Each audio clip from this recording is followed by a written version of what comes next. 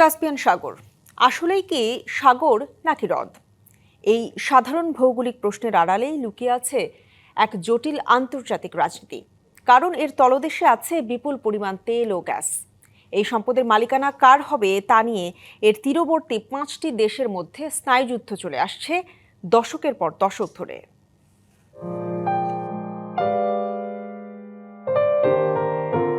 চারদিকে স্থলভাগ, নেই মহাসাগরের সাথে কোনো সংযোগ।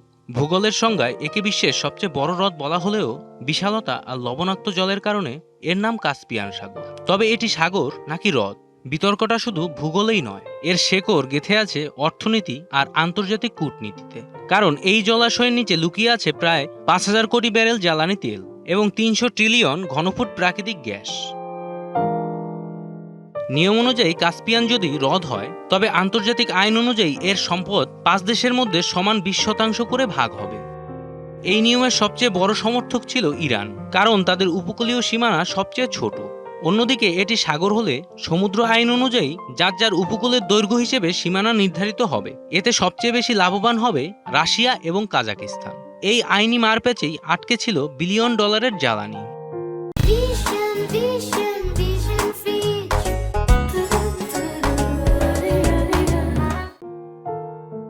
অবশেষে 2018 সালে একটি ঐতিহাসিক চুক্তির মাধ্যমে কাস্পিয়ান সাগরকে একটি বিশেষ আইনি মর্যাদা দেয় তীরবর্তী 5টি দেশ।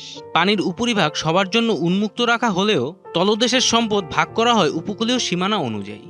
এতে ইরানের কিছুটা ক্ষতি হলেও পশ্চিমা দেশগুলোর প্রভাব ঠেকাতে রাশিয়া ও ইরান এই সমঝোতায় পৌঁছায়। চুক্তিতে বলা হয় এই সাগরে বাইরের কোনো দেশের সামরিক উপস্থিতি থাকতে পারবে না।